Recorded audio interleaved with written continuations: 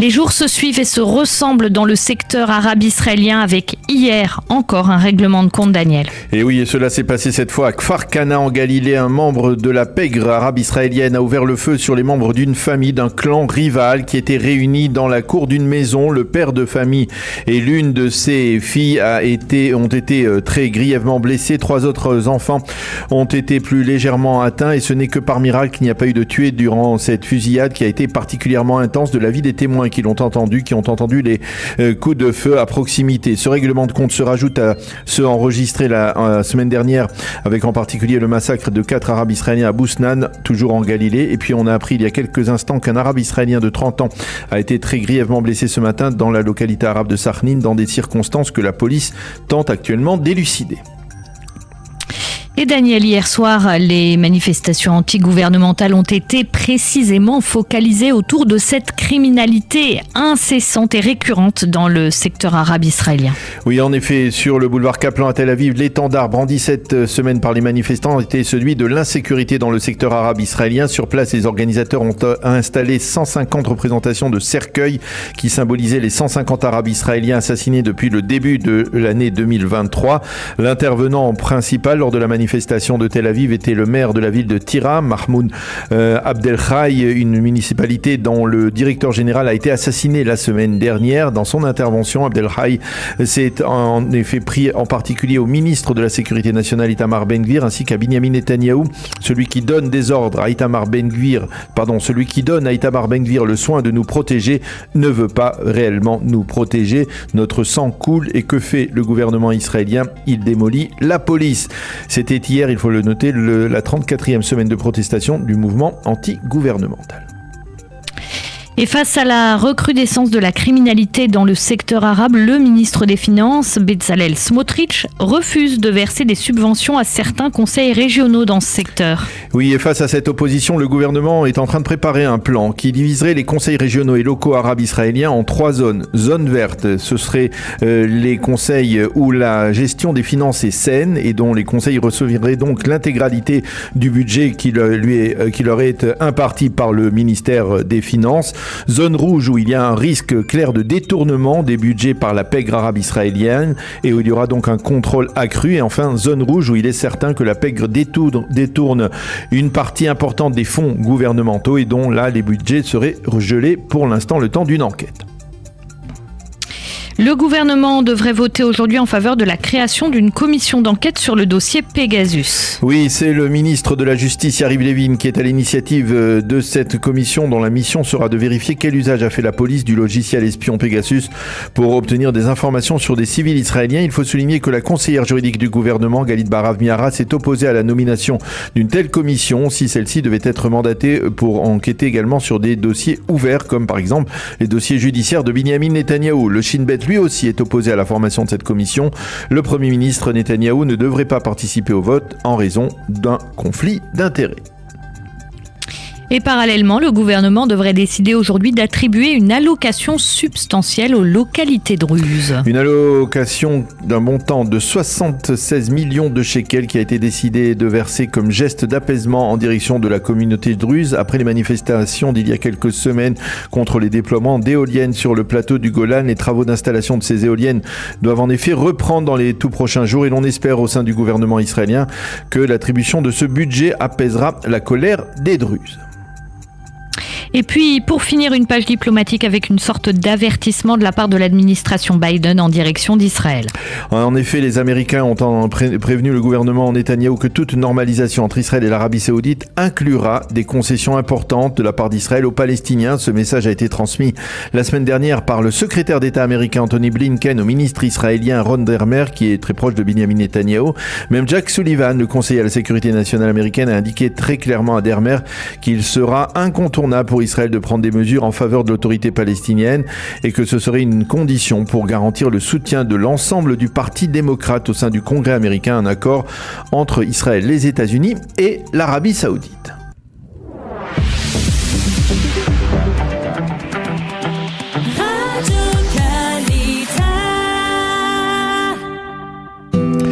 page météo pour compléter ce premier journal d'information avec, il faut l'avouer, une météo clémente à la fin de ce mois d'août avec un temps partiellement nuageux à clair et des températures qui seront légèrement en dessous de la moyenne, ce qui n'était pas arrivé depuis plusieurs semaines.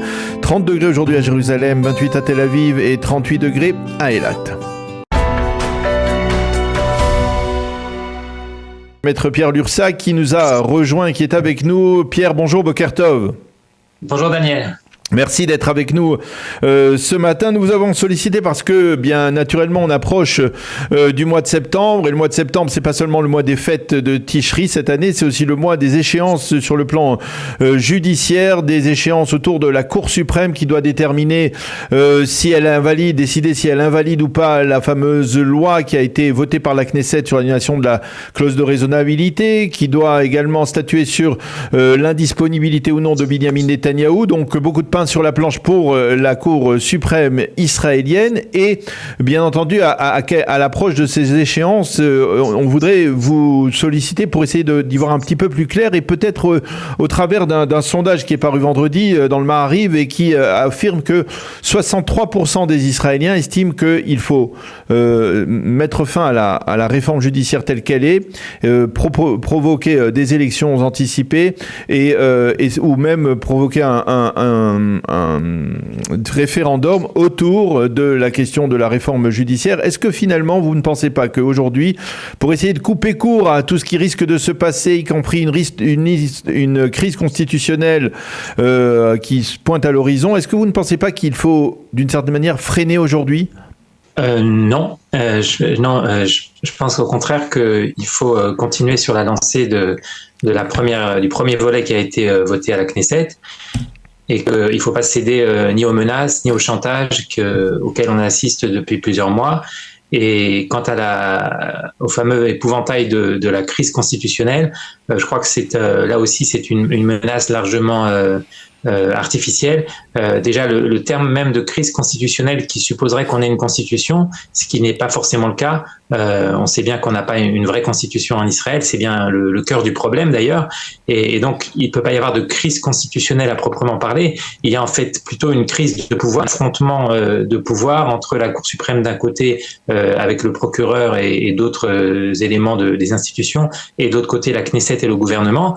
Cet affrontement il dure depuis déjà très longtemps, avant même ce nouveau gouvernement, donc il n'est pas nouveau. Et cet affrontement va se poursuivre, il va peut-être gagner en intensité au mois de septembre, effectivement, mais je ne pense pas qu'on puisse parler à proprement parler d'une crise constitutionnelle.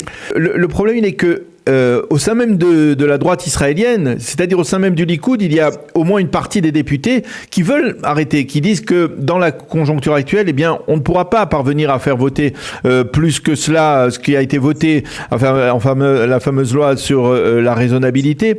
On ne pourra pas aller beaucoup plus loin que cela. Lorsqu'il y a un problème comme celui-là au sein même du parti qui gouverne, et c'est-à-dire qu'il n'y a peut-être pas de majorité aujourd'hui au sein du gouvernement pour voter une telle loi, finalement, est-ce que ce n'est pas la raison qui parle de dire tout simplement gelons la situation, évitons cette crise-là qui se profile à l'horizon ?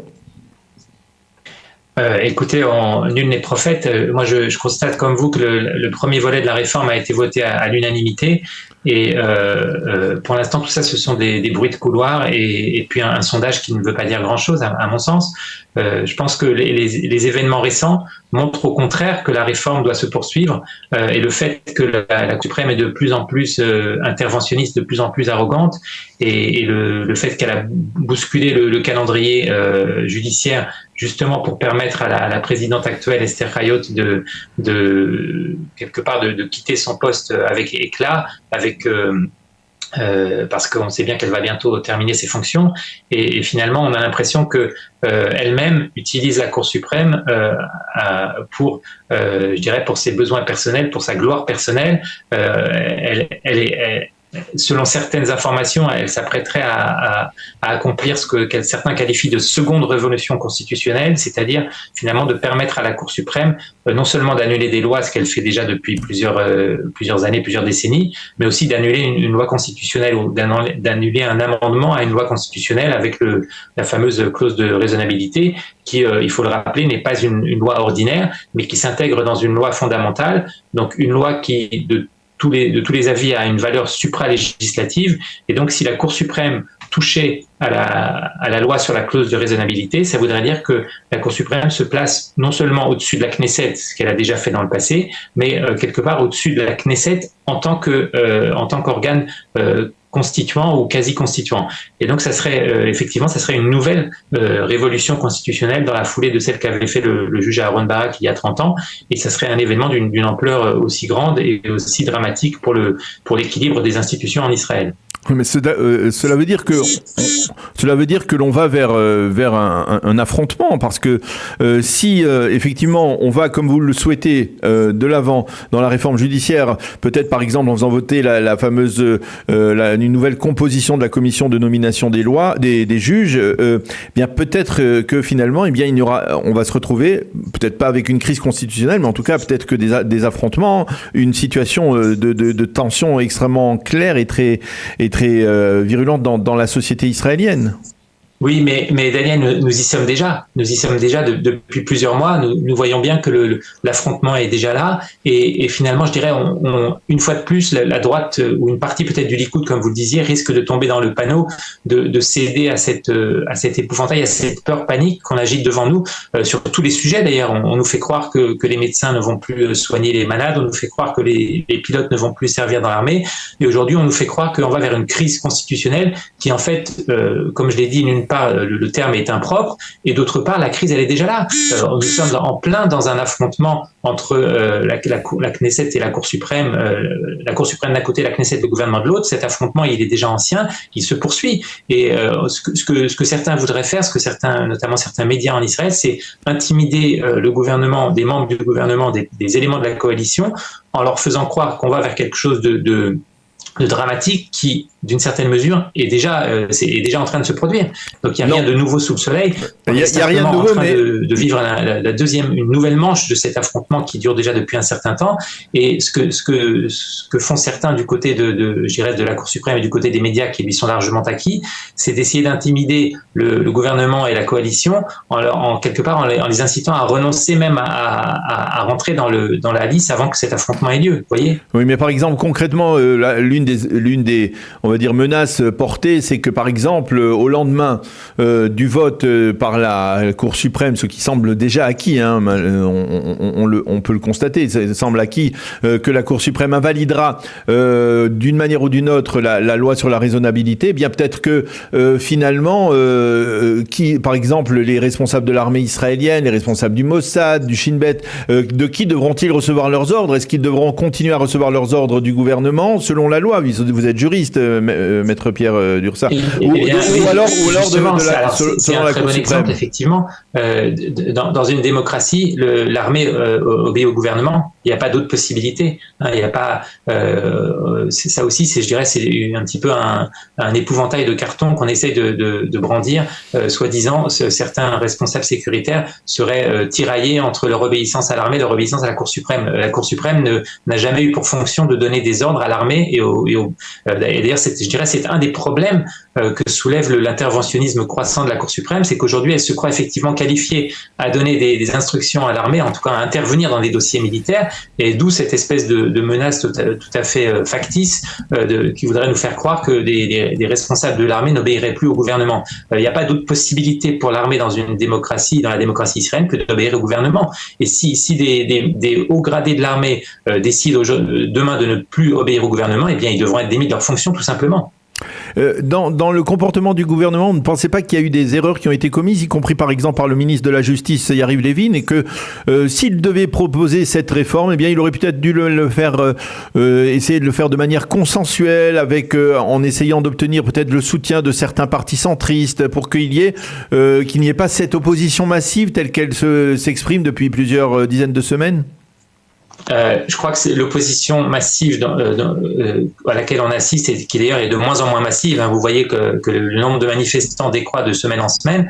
Eh bien, cette opposition, qui n'est pas si massive que ça, elle a commencé avant même le projet de la réforme. Et on sait aujourd'hui qu'elle a été préparée aussi, que toutes les manifestations auxquelles nous assistons aujourd'hui ont été préparées bien avant la réforme judiciaire. Donc, quelque part, la réforme n'est qu'un prétexte. Et je pense que la réforme doit se poursuivre. Et quant au fait qu'elle aurait dû se faire de manière consensuelle, eh bien, je dirais que s'il y avait une volonté de consensus de l'autre côté, on le saurait aujourd'hui, puisque le gouvernement a ouvert toutes les portes, a tendu toutes les perches à l'opposition pour essayer de parvenir à un consensus. Et l'opposition a montré à de nombreuses reprises qu'elle n'était pas intéressée à ce consensus.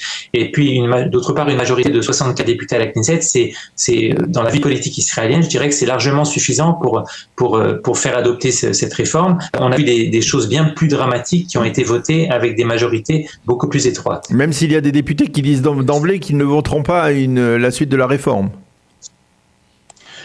Ça, c'est l'avenir qui le dira. Mais je dirais que tant que le gouvernement a joui d'une majorité même plus étroite pour faire adopter la suite de cette réforme, eh bien, il doit aller de l'avant, parce que je dirais que tout ce qu'on voit depuis plusieurs mois, ça ne fait confirmer la nécessité de cette réforme pour que effectivement le système judiciaire devienne d'une part plus modeste, que l'équilibre des pouvoirs soit rétabli en Israël, que la Cour suprême reflète de manière plus juste l'ensemble de la population israélienne et pas seulement une petite minorité laïque ashkénaze, et finalement pour redonner aussi à la Knesset et au gouvernement les pouvoirs dont il est aujourd'hui quelque part un petit peu privé, et donc pour rétablir finalement les équilibres essentiels au fonctionnement de la démocratie israélienne.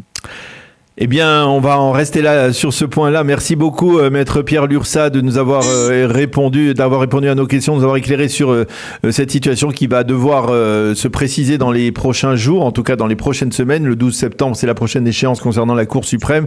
Bien entendu, on aura certainement l'occasion de vous solliciter également. Merci beaucoup d'avoir accepté de répondre ce matin à nos questions. Bonne journée, à bientôt. Merci à vous, Daniel. Bye bye. Shavua tov. Shavua tov.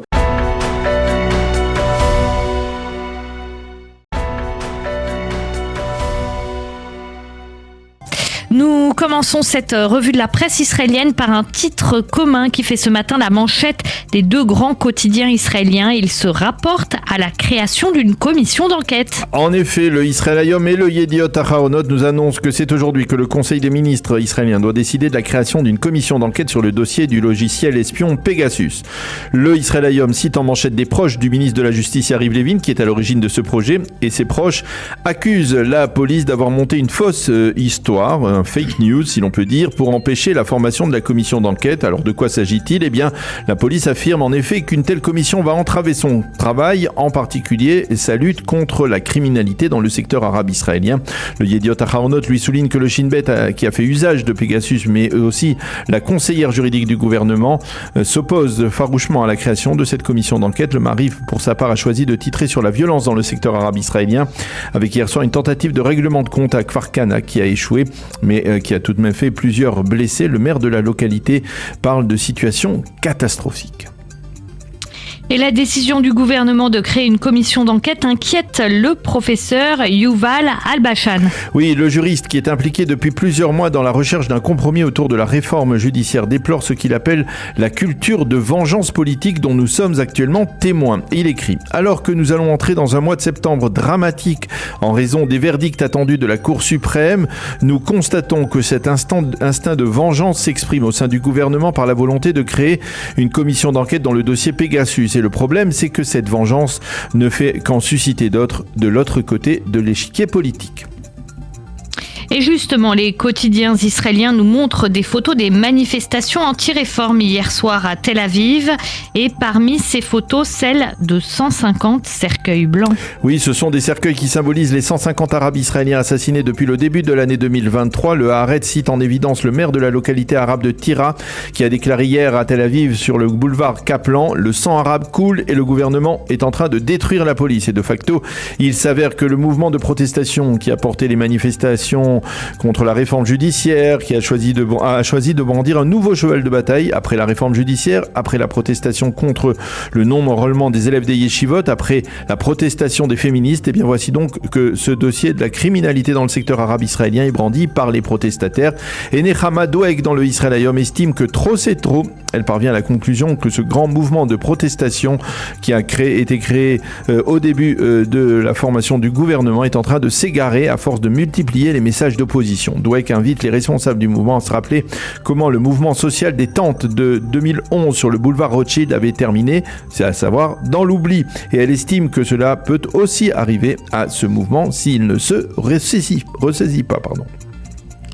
Les quotidiens israéliens se focalisent ce matin sur le ministre de la Sécurité nationale, Itamar Ben-Gvir, et sur ses derniers propos qui font toujours couler beaucoup d'encre. Et oui, les journaux reviennent en particulier sur les propos que le ministre a tenus au sujet des risques d'attentats sur les routes de Judée-Samarie. Je vous rappelle que lors d'une interview sur la chaîne 12, Ben-Gvir avait déclaré « Mon droit, celui de mon épouse et de mes enfants de circuler en Judée-Samarie est plus important que le droit à la libre circulation des Arabes ». Le Yediot Aharonot cite un responsable israélien qui accuse Ben-Gvir d'avoir par ses déclarations commis, je cite, un méga attentat en termes de communication au sein de la communauté internationale.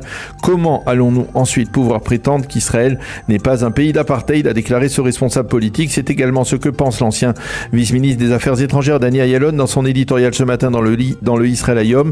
Mais le quotidien gratuit cite également un ministre influent au sein du gouvernement israélien qui reconnaît que d'emblée la communauté internationale ne considère pas Itamar Ben-Gvir comme un ministre légitime et par conséquent les dégâts causés par ses propos ne sont pas réellement importants. Notez que Ben-Gvir n'a pas démenti ces déclarations, il les a seulement affûtées en déclarant, je le cite à nouveau, que le droit des Israéliens de ne pas se faire assassiner est plus important que le droit des Palestiniens à circuler librement sur les routes de Judée-Samarie. Fin de citation. Dans la page éditoriale du Haaretz, le député arabe israélien Ahmed Tibi lui a tranché. Pour lui, Ben-Gvir et Bezalel Smotrich sont des antisémites à la puissance 10.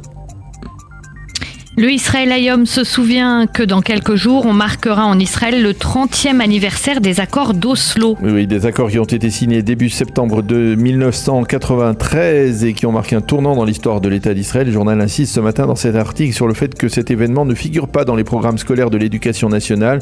Une donnée suffit à expliquer la situation. Seuls 31% des jeunes adolescents israéliens savent ce qu'ont été les accords d'Oslo. Et le docteur Hanan Nitzraki souligne que ces accords d'Oslo ont déchiré la société israélienne et qu'il est difficile pour les enseignants d'en parler de manière totalement neutre. Un article intéressant qui paraît surtout quelques jours après que le ministre de l'Éducation nationale, Yoav Kish, ait approuvé l'idée de débattre de la réforme judiciaire dans les lycées. Et puis, Daniel, nous terminons cette revue de la presse par une photo qui met du baume au cœur et qui lie le sport et le monde de la musique en Israël. En effet, cette photo, c'est celle qui officialise la relation entre le gardien de but Daniel Peretz et la star de la musique israélienne Noah Kirel. Il faut rappeler que Daniel Peretz vient d'être acheté par le Bayern de Munich en football pour garder les buts de la célèbre équipe allemande, tandis que Noah Kirel, tout auréolé de sa 3e place à l'Eurovision, poursuit une carrière internationale à succès. C'est le Yediot Aharonot qui nous montre donc cette photo en dernière page, une photo prise en fin de semaine dernière dans les locaux du Bayern Munich. Nous avons le plaisir d'être en ligne avec le Rav David Maman. Rav Maman, bonjour, Boker Tov. Bonjour Daniel. Merci d'être avec nous ce matin. Je rappelle à nos auditeurs que vous êtes le rabbin du Centre européen du judaïsme dans le 17e arrondissement de Paris et que vous êtes, on peut dire, un expert en matière de Daf Yomi. Cela fait longtemps que vous avez donné le Daf Yomi pendant toute une série, pendant tout un cycle, 7 ans et demi de Daf Yomi. Et nous vous avons sollicité ce matin parce que hier, Shabbat, c'était le centenaire de l'annonce de la création du Daf Yomi par le Rav Meir Shapira de Lublin. Ça s'est passé, il faut le rappeler, à Vienne, en Autriche, dans le cadre de la première convention, de la grande convention de l'Agudat Israël, qui s'est tenue sur place à ce moment-là. C'était en septembre 1923, donc il y a 100 ans. Pour redonner à nos auditeurs un petit rappel, on se rappelle qu'il y a quelques années ont été publiées, diffusées les images, les premières images les seules images que l'on a du Chafetz Chaim vivant, arrivant justement à cette convention. On le voit sur notre écran maintenant, le Chafetz Chaim, qui avait été filmé donc à l'occasion de cette convention de l'Agudat Israël. Et c'est dans le cadre de cette convention que le Rav Meir Shapira de Lublin a annoncé la création d'un daf yomi, d'une étude quotidienne de la Gemara. C'était le 9 Elul 5683, donc il y a 100 ans presque jour pour jour. Alors, je voudrais peut-être, si avec vous, peut-être dresser un petit rappel historique. Depuis cette annonce, dans quelles circonstances le Rav Meir Shapira a voulu créer? Pourquoi a-t-il voulu instaurer cette étude quotidienne du daf yomi de la Gemara? Alors voilà, parmi les arguments qu'il a cités, la possibilité pour un homme qui, à l'époque, l'exemple qu'il donne, c'est un homme qui voyage par exemple d'Israël à New York, puis après au Japon, et qui met des semaines comme ça en bateau, et qui part avec son traité de Gemara sous le bras, qui l'étudie en bateau, et qui arrive à New York ou au Japon, et qui dans le premier Beth Midrash tombe sur une Gvutza, un groupe qui étudie la même chose. Il participe au cours, il discute, il peut finalement argumenter avec les personnes, de telle sorte à profiter des débuts de la mondialisation pour avoir une étude qui est commune. C'est l'argumentaire entre autres de Meir Shapira. Et pour la petite anecdote par rapport au Chafetz Chaim, on rapporte qu'il a essayé de convaincre toute l'assemblée de l'Agudat Israël de soutenir son projet. Ils lui ont dit, voilà, on préfère que tu amènes toi l'idée et que nous après on vote. Et quand il a demandé au Chafetz Chaim, le Chafetz Chaim a dit, moi, je vais pas forcément non plus la proposer en mon nom, mais vient simplement 20 minutes en retard à la Knessia. Et à ce moment-là, il est venu effectivement 20 minutes en retard. Et à ce moment-là, le Chafetz Chaim s'est levé pour ce jeune rabbin qui n'avait à l'époque que 37 ans. Et on dit que ça a été sa manière finalement de soutenir sa proposition, que de se lever et de faire lever donc toute l'assemblée. Il avait plus de 80 ans à l'époque, le Chafetz Chaim, de faire lever toute l'assemblée en l'honneur de ce jeune rabbin qui, quelques minutes après, prendra la parole pour proposer cette nouvelle étude mondiale très novatrice qui va finalement être acceptée à l'unanimité par l'Agudat Israël. Alors, il faut noter que c'est effectivement une réunion de l'Agudat Israël, mais qu'il y a eu une forme de consensus autour de ce projet du daf yomi entre ce que l'on appelle les Lituaniens et ce que l'on appelle les Chassidim, c'est-à-dire puisque même l'Admour de Gour, qui était le Imre Emet, si je ne m'abuse à l'époque, a validé donc ce projet de daf yomi. Alors voilà, dans l'Agudat Israël, on va dire qu'il n'y a pas eu tellement d'opposition, tout le monde a été d'accord. Par contre, tout de même, à l'extérieur, dans d'autres mouvements chassidiques, il y a eu effectivement des gens qui étaient contre. Alors, il y a eu des arguments de plus ou moins de bonne foi, certains qui simplement, parce qu'ils étaient contre le projet politique de l'Agudat Israël, étaient contre tout projet provenant de l'Agudat Israël. Donc, il y a eu un refus, on va dire, d'ordre politique pour certains. D'autres qui ont argumenté le fait que jusqu'à présent, dans les Beth Midrashot, on étudiait un petit peu toute la Torah. Et qu'à partir du moment où on se concentre tous sur un seul traité et un seul daf, on se retrouve finalement à perdre de la diversité. Ce qui est valable effectivement à court terme sur le moment où on l'étudie, mais d'un côté, le daf yomi a permis à ce que l'on étudie tout le Talmud, alors que pendant des siècles, dans les yeshivot, on n'étudiait qu'un tiers du Talmud du Shas, c'est-à-dire que Nashim et Nezikin, et la plupart du temps, le reste était peu étudié. Donc il y a eu ce genre d'arguments qui ont été formés contre ce projet-là, mais rapidement, le succès du daf yomi a mis un petit peu de côté. Mais aujourd'hui encore, dans le monde des yeshivot, c'est pas quelque chose qui est très très suivi dans le monde des yeshivot. Dans le monde des yeshivot, on garde un CDR plus ou moins classique. Il n'y a pas de critique, on va dire, à voix haute, mais globalement, c'est pas quand même quelque chose qui entraîne les foules dans le monde des yeshivot, parce qu'ils ont déjà un CDR d'études approfondi, un CDR d'études rapide qui ressemble un petit peu au daf yomi. Et donc, du coup, c'est pas quelque chose qui, dans le monde des yeshivot, est très, très suivi. Mais c'était pas destiné au monde des yeshivot, c'était plutôt destiné à ce que l'on appelle les Baalei Batim, à ceux qui, comme vous le disiez, travaillaient.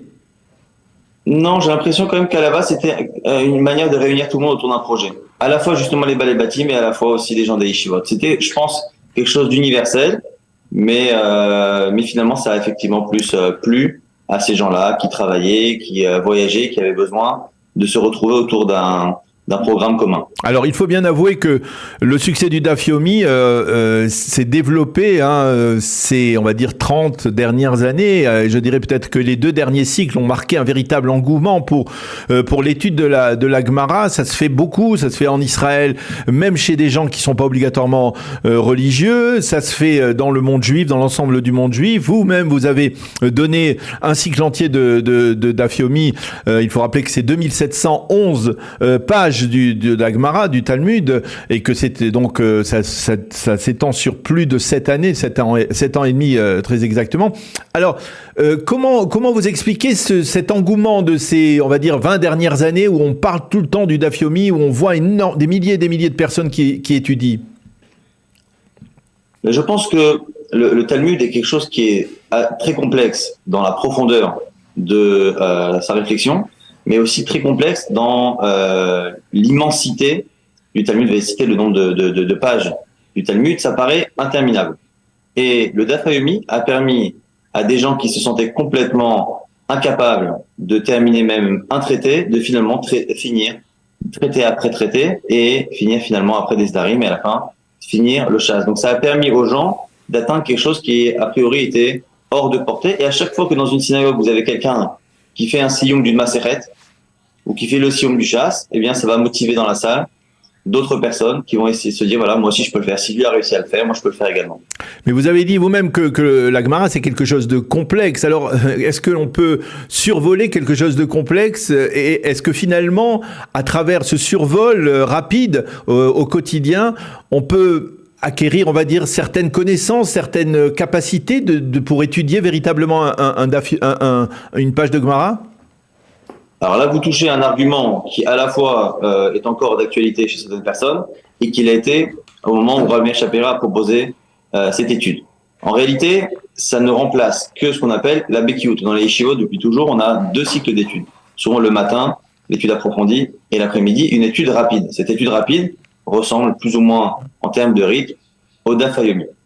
Donc, on a déjà cette double étude, et donc, c'est valable également aujourd'hui. Toute personne qui étudie le Daf Yomi se doit, si elle doit avoir justement un programme d'études complet et logique, eh bien, se doit d'avoir des moments d'études approfondis. Et dans ces moments d'études approfondis, on ne cherche pas forcément à accumuler les pages et les traités que l'on termine, mais au contraire, essayer simplement de comprendre ce qu'on étudie et d'aller en profondeur. Mais cette étude en profondeur se nourrit également d'une connaissance globale et d'une pratique des raisonnements talmudiques qui, elle, se fait par une lecture un petit peu plus rapide et un peu plus effectivement superficielle du Talmud. Mais les deux sont possibles et les deux sont nécessaires. Ça veut dire que même que lorsque l'on étudie le Daf Yomi relativement rapidement, on peut commencer à accaparer le système analytique de la Gemara, les raisonnements récurrents qui sont dans la Gemara. On peut commencer à mieux les comprendre, les posséder. Exactement. On va effectivement se familiariser avec tous ces raisonnements-là. Et simplement, lorsqu'on va étudier en profondeur, ça va être les commentaires qui vont prendre le passage en question et vous montrer qu'il est apparemment en contradiction avec un autre passage du Talmud. Et là, va commencer l'étude approfondie pour essayer de faire en sorte que les deux passages ne se contredisent pas. Mais à chaque fois, dans tous les cas, pour comprendre cette opposition, qu'elle vienne d'un Tosfot ou qu'elle vienne d'un autre commentaire, il va falloir connaître le passage qu'on est en train d'étudier, connaître plus ou moins le passage extérieur que Tosfot ou que le commentaire va rapporter, et peut-être encore un troisième passage, et les raisonnements qui vont être apportés pour objecter ou pour répondre vont se nourrir de ma culture générale que j'aurais eue grâce au Daf Yomi, donc ou de la Bekiout. Donc on a besoin de cette étude justement rapide pour accumuler ces connaissances générales pour pouvoir après approfondir. Selon même le Ben Ishraï, pendant des années, on étudiait d'abord pendant très longtemps que de l'étude comme ça superficielle, et on attendait plus tard pour entrer en profondeur dans l'étude. Le fait que l'on étudie tous les traités de la Gemara, parfois ça peut paraître un peu surprenant parce qu'il y a vraiment des traités qui peuvent faire hérisser les cheveux d'une certaine manière. On peut parfois, lorsque l'on étudie certains traités, Yebamot par exemple, c'est probablement l'un des plus difficiles, le traité de Yebamot. Ce sont des sujets dont on ne parle plus quasiment aujourd'hui dans la réalité aujourd'hui dans le peuple juif, et ce sont des sujets qui révèle d'une certaine manière une réalité que l'on a du mal à assimiler. Comment on fait pour faire comprendre, lorsque l'on survole encore une fois ce genre de traité, pour faire comprendre ce qui se passait ou à l'époque et comment on traduit cela dans la réalité d'aujourd'hui? Alors ça, c'est valable pour toute étude du Talmud. Le Talmud est un texte qui a plus de 1500 ans, qui est extraordinairement vivant, mais qui parfois, entre guillemets, fait son âge. Et donc le problème, on l'a dans les yeshivot, on étudiait Ktubot et Yevamot avant même le Daf Yomi, et on se retrouve à traiter des sujets avec des jeunes enfants, qui sont des sujets qui sont assez compliqués. Donc on prend les sujets, on les étudie de manière complètement théorique. Le Talmud, par certains endroits, est une forme d'étude comme ça, de théorie du droit. Et donc quand on étudie ces sujets, on est vraiment dans la recherche de la compréhension théorique de la loi et pas forcément dans l'application pratique. Après, par rapport à ce que vous disiez, peut-être par rapport au fait que ce soit enregistré sur Internet, effectivement, on fait quand même en sorte de faire en sorte que les passages que l'on étudie ne soient pas mal interprétés, parce qu'on pourrait très bien, aujourd'hui, vous savez très bien comment ça fonctionne, on pourrait couper une partie d'un texte et faire dire n'importe quoi à n'importe qui. Donc, on fait attention, en tout cas, moi, je faisais attention de faire en sorte que le texte ne soit pas mal interprété. Mais voilà, c'est le Talmud lui-même qui, encore une fois, a 1500 ans et parle parfois de choses qui ne sont plus forcément d'actualité. Mais ça a toujours été étudié. Il y a certains yeshivot qui étudient encore les traités qui parlent des sacrifices et des korbanot, coaching dans les yeshivot de Brisk. Et on n'est pas du tout dérangé dans l'étude, de manière générale, à être déconnecté de l'application réelle. On sort de la parashat Kitetsé dans laquelle on a parlé du fils rebelle Ben Soror ou Moré, quelque chose qui n'a jamais été pratiqué et qui n'était pas prévu pour l'être. On parle aussi de l'histoire très particulière, très rarissime d'un homme qui se marie avec une prisonnière de guerre. Donc on est habitué finalement à prendre des lois de la Torah ou du Talmud et les étudier de manière purement théorique. Alors, je voudrais qu'on dise un mot sur l'étude du Daf Yomi en France. Ici, en Israël, ça s'est considérablement développé. Il y a des études depuis le matin, depuis l'heure du Netz jusqu'à minuit. Puis c'est connu le shiur que donne le Rav Zickerman au Kotel Amaravi entre 11h et minuit et demi, qui est le dernier Daf Yomi de la journée, qui est donné chaque soir au Kotel Amaravi. Comment cette étude s'est développée en France? Est-ce qu'il y a aussi cet engouement en France? Je me souviens la dernière fois, lors de dernier Sioum, il y avait aux États-Unis un stade entier de près de 100 000 personnes qui a été réuni, qui a été rempli de gens qui ont étudié le Daf Yomi. En France aussi, il y a cet engouement? Alors effectivement, dernier Sioum, on a eu aussi un beau Sioum, je crois que c'était au Doc Pullman. Il y avait un très beau Sioum qui a été fait en France, et toujours les Sioum, encore une fois, sont des sources de motivation pour les prochains étudiants. Chez nous, on a vu effectivement une différence à chaque cycle, en fait. Chaque début de cycle, chaque Sioum permet finalement de faire montrer dans le train du Daf Yomi de nouveaux étudiants. Je parlerai pas encore d'engouement général, aussi un peu par rapport à ce qu'on a évoqué au début, c'est-à-dire qu'il y a dans le monde religieux encore une forme de réticence, comme si finalement c'était une manière de simplifier l'étude que de la faire rapidement, une manière aussi de la présenter et de la rendre disponible à des gens qui, entre guillemets, ne mériteraient pas. Vous savez, dans les arguments qui ont été dits à l'époque, lors de la réunion de la Goudat d'Israël, il y en a un qui a dit, mais attendez, si quelqu'un qui est ignorant peut faire le Talmud de cette manière, on va se retrouver à avoir ce qu'on appelle des Ramé Arès, donc des gens qui sont ignorants, qui pourront se vanter d'avoir fait le Talmud. À cela, un des rabbins a répondu sur place, mais écoutez, s'il a terminé le Talmud, c'est qu'il n'est plus un ignorant. Et on a aussi aujourd'hui parfois, chez certains rabbinim de France, cette idée que finalement, c'est pas ça la vraie étude, et c'est vrai que la vraie étude approfondie, c'est pas celle-ci. Et donc, du coup, il y a des gens qui n'encouragent pas forcément. Donc, on n'a pas encore d'engouement entre le fait que certains sont pas habitués à étudier et que ceux qui veulent étudier parfois reçoivent des consignes un petit peu différentes. C'est pas encore un engouement qui est général, mais c'est beaucoup Internet aujourd'hui, c'est beaucoup les cours sur Internet qui aujourd'hui des gens qui ont un mode de vie très rapide et très rempli de faire leur étude quotidiennement. Alors une dernière question, un dernier conseil. Parce que tout cela exige beaucoup de discipline, si on décroche à un moment, comment rattraper? Quels sont les conseils que vous pouvez donner à ceux qui ont du mal avec cette discipline quotidienne? Alors, moi je dirais que il y a deux possibilités. Soit on a la possibilité de rattraper. À ce moment-là, on trouve des cours les plus rapides possibles. Il y a aujourd'hui des rabbinim qui font des shiurim très très rapides. L'idée, encore une fois, étant de profiter de l'engouement général.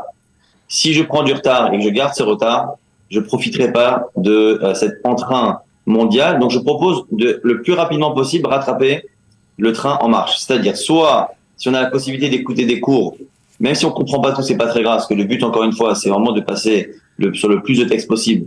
On prend des cours très rapides de 10-15 minutes et on en fait 2-3 et on rattrape. Si on a un retard qui est beaucoup plus important et que ça mettra du temps, je conseille aux gens de reprendre le train en marche avec le retard et de décaler le rattrapage à plus tard. L'essentiel, encore une fois, étant de suivre le mouvement en même temps que tout le monde. Mais je crois, Daniel, que vous le savez très bien parce que vous-même, vous faites partie de ceux qui suivent le DAF. Oui, c'est gentil, merci. C'est effectivement pas facile d'être tout le temps astreint à cette discipline, surtout lorsque l'on est très occupé. Mais effectivement, ça donne l'occasion de consacrer effectivement du temps à cette étude de la Torah, même si c'est pas toujours approfondi. En tout cas, merci beaucoup, Rav David Maman, rabbin du Centre européen du judaïsme dans le 17e arrondissement de Paris. Merci de nous avoir éclairé donc sur cet événement, ce centenaire du Daf Yomi et sur la manière dont on doit aborder cette étude de la Gemara. Merci d'avoir été avec nous ce matin. Shavua Tov, à bientôt. Shavua Tov, merci d'avoir reçu.